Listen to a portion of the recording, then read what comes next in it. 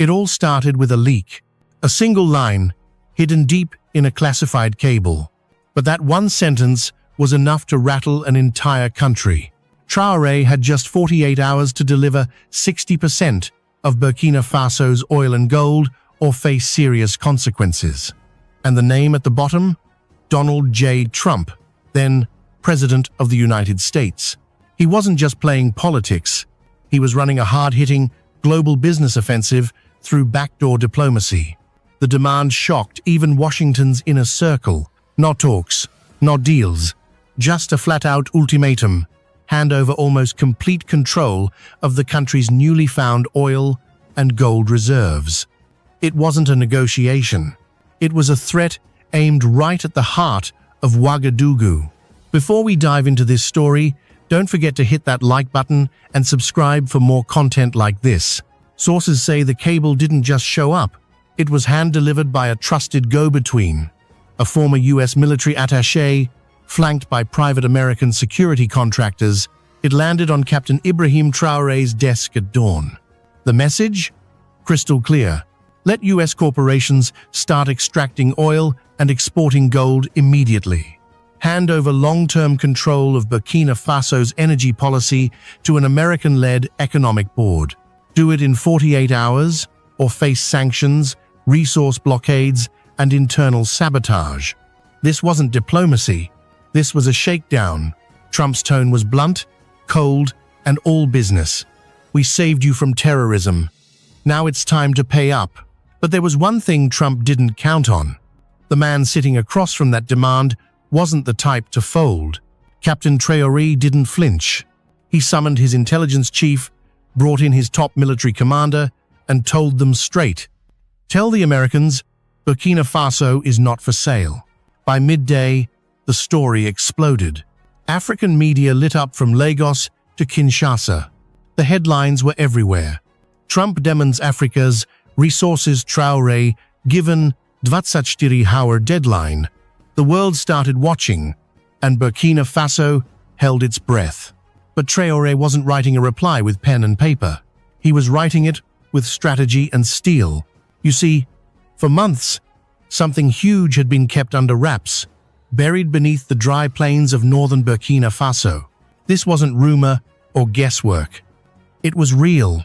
Massive, untouched oil reserves confirmed by a secret geological task force formed after Traore seized power. Russian engineers helped run the scans. Iranian drones flew under the radar. North Korean tech teams locked down the data. Everything was classified. Everything was secure, until the first drill broke ground. And then the satellites caught it. American satellites, French satellites, the ever-watching eyes in the sky. Within 48 hours, U.S. intel flagged strange energy activity in the Sahel. They tracked equipment flowing in from Iran and Venezuela. Encrypted messages hinted at a new sovereign petroleum corridor, and soon the gold signals lit up too. Burkina Faso was already taking back its gold mines, quietly kicking out foreign contractors. French-controlled companies were being replaced with national military units. The money no longer flowed to Paris. It was being redirected into a local development fund. And Washington understood exactly what this meant. Here was a country with oil and gold, not run by Wall Street, not answering to Paris, not begging the IMF, but backed by its own people, its own army, its own vision. That wasn't just defiance. That was a blueprint, and that scared the hell out of them. They didn't just want the oil. They wanted to kill the idea before Mali, Niger, Chad, or Congo got any bright ideas. That's when the phone calls started. From Exxon, from Chevron, from DC power players, all asking the same question: how do we shut this down before it becomes another Libya, only this time African-owned? Their answer? Send Trump. Send the threat. Force Traore to kneel. But the man they picked? He doesn't kneel. When the message arrived in Ouagadougou, it wasn't dressed in diplomacy. It came wrapped in arrogance, the language of empire disguised as business. Trump's team delivered it like a business deal. But make no mistake, this wasn't negotiation. It was extortion. The demands were outlined in a 7-page document marked Confidential Strategic Resource Acquisition Framework, but the content was anything but subtle. 60% of Burkina Faso's oil production was to be granted to U.S. oil giants for stabilization and infrastructure purposes. Control of all major gold export routes was to be handed over to U.S.-approved intermediaries. An American advisory committee would oversee all new mining contracts and revenue distribution. And in exchange, promises of military security, cooperation, technology partnerships, and protection from regime change. Yes, you read that right. Protection from regime change, a veiled threat buried beneath polite wording. The message, obey us or fall. And at the top of the document, in thick red ink, one handwritten note, Traore has 48 hours. This wasn't just economic colonialism. It was imperialism, 2.0 bold, naked, and direct. Back in Washington, the political elite tried to play it cool. They claimed Trump was going rogue, acting on his own, not as part of official U.S. policy. But behind closed doors, no one was stopping him. Because deep down, Trump was just saying out loud what they'd all been thinking for years. We don't care who runs Africa, as long as we control what's under the ground. But Captain Ibrahim Traoré got the message loud and clear, and he had already made up his mind. No foreign power will dictate the future of our land. If this was going to be a power play, Traoré was ready, but not as a pawn.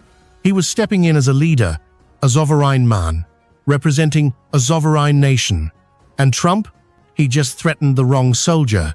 When that demand landed in Burkina Faso's war room, Traoré didn't flinch. He read the letter calmly twice. Then he set it aside, stood up, and said flatly, "So that's their price for peace? Slavery in a suit and tie." He didn't wait. He didn't hesitate. He lit a fire. They want 60% of our future? Then they'll get 100% of our resistance. He didn't call Paris. He didn't call DC. He called the commander of the Special Sovereignty Force, a shadow military unit created for exactly this kind of moment. Orders were issued fast. Lock down every oil field. Double security on gold convoys. Cut off all data flows to foreign contractors. Prep national television. A statement was coming. By noon, the entire country was watching. The screen faded to black. Then came the flicker of a live feed. No fancy studio, no slick production. Just Traoré in uniform. One hand on the Burkinabe flag, the other on a folder marked Confidential U.S. Threat. His voice was calm. His stare was razor-sharp. To the people of Burkina Faso and to our African brothers and sisters, an offer has been made to sell our oil, to sell our gold, to sell our honor in exchange for fear. He paused. The room held its breath. To those behind this insult, to Mr. Trump and his backers, you have misjudged us. We are not Libya. We are not Iraq. We are not your playground. We will never trade our land for your luxury. We will never bow to your bullets or your banks. You gave us 48 hours. Here's our response. You now have 48 hours to take your greed, your threats, and your arrogance and leave African soil. He stood, saluted, and walked off screen. No questions, no deals, no backing down. But while Traoré's speech lit up Africa, sparking cheers from Dar to Dar es Salaam, another storm was quietly forming behind the scenes. In oil boardrooms and intel agencies, panic hit at ExxonMobil. Urgent calls went out to DC. At Halliburton, strategy teams scrambled to assess the damage. And at CIA headquarters in Langley, alarms started going off. Traoré didn't fold. He went public. That was the problem. If Burkina Faso could say no and win, what was to stop Mali, Niger, Chad, or Congo from doing the same? So the pressure kicked up fast. CIA operatives started popping up more frequently in West Africa. Surveillance drones ran tighter flight paths over Burkina Faso's oil fields and gold routes. Social media lit up with sudden smear campaigns, calling Traore unstable, erratic, even mentally unfit. And near the Ghana border, private contractors tied to a notorious intel firm were reportedly spotted moving in. The message from Washington was clear: this ends now. But Traore's answer had already echoed across the continent. Africa is not yours to buy. Their mission? Destabilization from within. Meanwhile, major Western media networks suddenly aligned in message. They began a new narrative. Burkina Faso's economic isolation could trigger a humanitarian crisis. Experts warn, they said, Traore is leading his country into ruin. But inside Burkina Faso, the opposite was happening. More people lined up to volunteer for oil field security units. Across Burkina Faso, the resistance wasn't just military. It was cultural, grassroots, and growing by the hour. University students held teach-ins on sovereignty and resource justice. Women's groups delivered food and supplies to soldiers guarding the gold mines. And every time CNN or the BBC ran another hit piece, young people didn't get angry. They laughed. Then they reposted it with the caption, "If they hate him this much, he must be doing something right." Captain Ibrahim Traoré understood something critical. The real enemy wasn't just Trump. It was the whole system, the global machine of banks, oil giants, spy agencies, and media empires that had stripped Africa for generations. And now, that machine had turned its full weight against one man because he dared to do the unthinkable. He said no, and meant it. Burkina Faso was under siege, politically, economically, digitally. But Traoré wasn't standing alone. Just days after his bold rejection of Trump's ultimatum, 3 military planes touched down in Ouagadougou. No bombs, no weapons, just brothers. From Mali came Colonel Assimi Goïta, silent, steady. From Niger, General Abdourahmane Chiani, eyes full of fire. And from Guinea, Colonel Mamadi Doumbouya, walking tall, no apologies, no suits, no diplomats, no foreign handlers. They walked into the presidential palace side by side. And when they came out, they stood next to Traore for the world to see. Then came the line that shook the continent. If you touch Burkina Faso, you touch all of us. This wasn't just a statement. It was a new doctrine. Africa's answer to NATO. The AES shield. Mali sent battle-hardened advisors to protect oil fields. Niger deployed logistics teams to navigate desert terrain. Guinea opened its airspace for emergency supply runs. And they weren't just fighting on the ground. They took the fight online. AES-backed media launched a full-blown counterattack, exposing Western disinformation, highlighting the truth behind the resource war, flooding social feeds with one message: our resources, our future, our fight. The ripple effect was unstoppable. In Bamako, crowds filled the streets in solidarity with Traoré. In Conakry, murals went up showing him standing on oil barrels, waving the Burkinabe flag high. Even in Chad and the Central African Republic, youth groups chanted AS or death. Back in the West, intelligence agencies scrambled to keep up. But they'd missed one key thing. This wasn't just about Burkina Faso anymore. This was a Pan-African firewall. And Traoré wasn't retreating.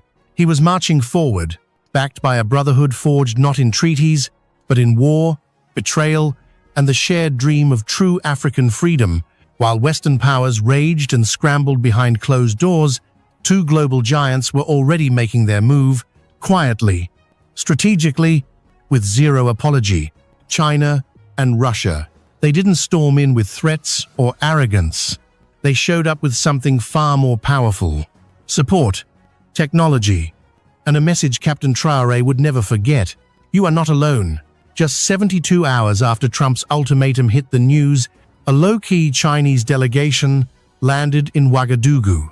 No cameras, no drama, just engineers, diplomats, and one game-changing offer: a fully operational oil refinery designed and built in 90 days, gold valuation systems that completely cut out Western banks, and most importantly, a digital trade system powered by China's digital yuan bypassing both the CFA franc and the US dollar entirely.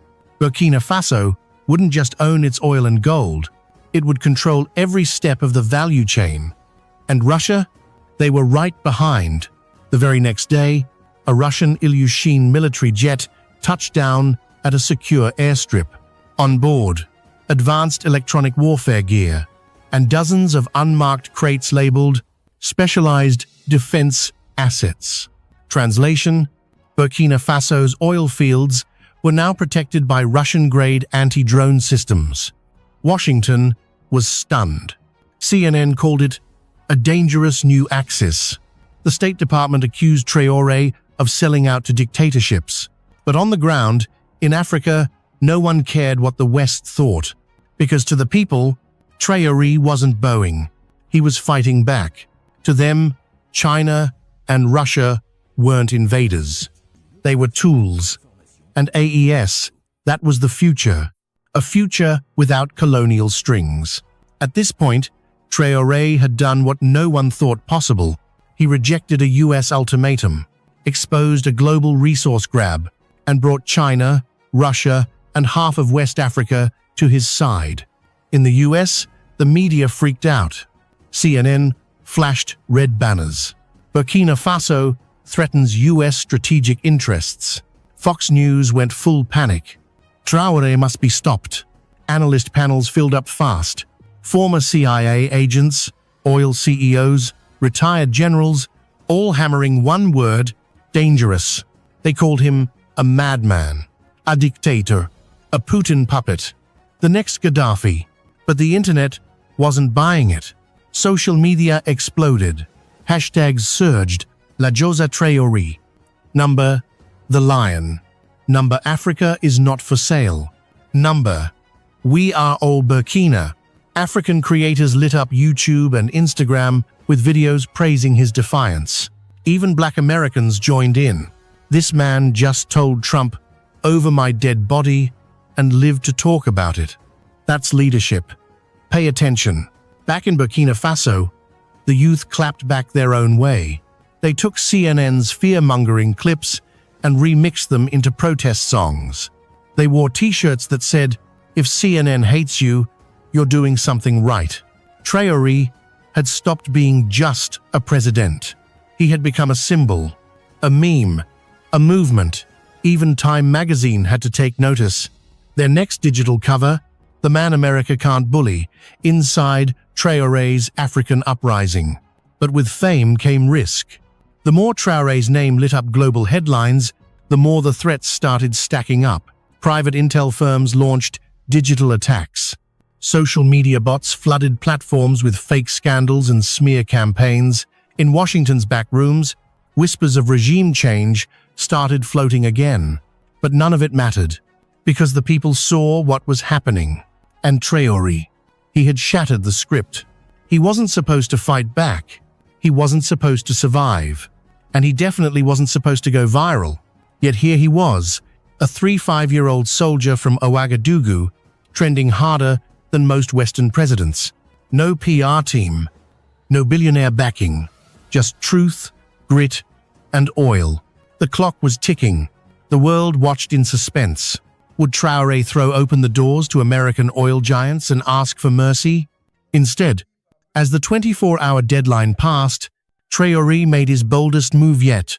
In the early hours of the morning, Burkina Faso's National Assembly held an emergency session kept completely under wraps from outside eyes. Behind closed doors, under Traore's direct orders, they passed a historic resolution.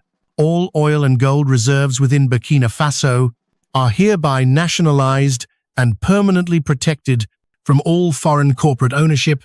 The ink dried. The decree was signed. And by sunrise, every Western company still operating on Burkinabe soil got the same message. Pack your bags, you're done here. Licenses held by French and Canadian mining firms revoked. A US-backed energy survey team escorted to the border. Foreign diplomats notified in plain terms. Burkina Faso's resources are not up for debate. Then, Traore appeared on national television. No military gear, no weapons, just traditional Burkinabe, attire, and a voice that was steady, clear, and unshaken. "We've been exploited for generations," he said. "Now that we've found our wealth, they want to take it back. But I'm not here to serve empires. I'm here to serve a people who've suffered too long." He paused long.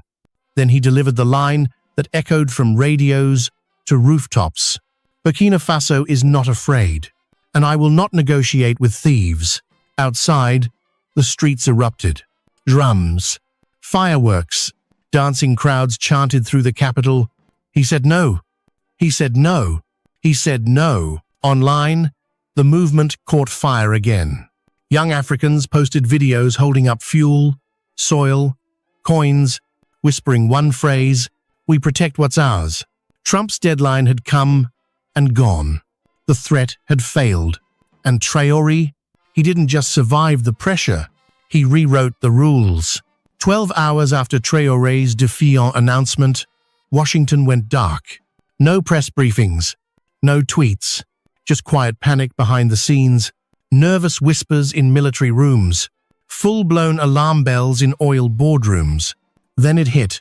At exactly 7:42 a.m. Eastern Time, Donald J. Trump broke the silence. With a single all-caps tweet, Traore just made the biggest mistake of his life. "Africa will pay for this." The internet exploded. Journalists scrambled for quotes. Cable news turned into a shouting match. Markets in New York dipped as traders braced for the worst. But in Ouagadougou, Captain Traore didn't flinch. When his aides showed him the tweet, he reportedly chuckled and said, "That's the sound of an empire losing control." Still, the threat behind the bluster was very real. Satellite activity over West Africa tripled. The US Navy quietly repositioned 2 ships closer to the Gulf of Guinea. AFRICOM issued a discreet warning about rising regional instability. Burkina Faso's military didn't wait. Anti-air defense went live. Gold transport routes were locked down. Special forces deployed to oil fields and key points around the capital. AES allies responded immediately. Mali sent armored units across the border. Nigeria activated air defense radar to monitor shared skies. Guinea dropped a bombshell, a joint rapid response pact promising immediate retaliation for any foreign attack on Burkina Faso. But what happened next stunned the world. This wasn't just about governments anymore. Everyday people across the continent rose up. In Nigeria, South Africa, Kenya, Senegal, thousands flooded the streets outside US embassies. These weren't ordinary protests. They were warnings. Placards read, "Touch Traore and you touch all of us. Africa is not your minefield. Keep your democracy, we'll keep our dignity." Back in DC, Trump was reportedly furious that the pressure campaign wasn't working. But the final blow didn't come from a government. It came from a video just 43 seconds long, posted by Captain Ibrahim Traoré. It went global in hours. Looking straight into the camera, calm and unshaken, he said, "This is not just about oil. This is not just about gold. This is about the soul of Africa. And I would rather die standing than live kneeling." Within 48 hours, the video had been reposted over 12 million times. Former African presidents began speaking out, breaking years of silence. One by one, they called Traore the start of a new era, a new kind of leader. The world held its breath. But for Africa, it was the first deep breath of freedom in a long, long time.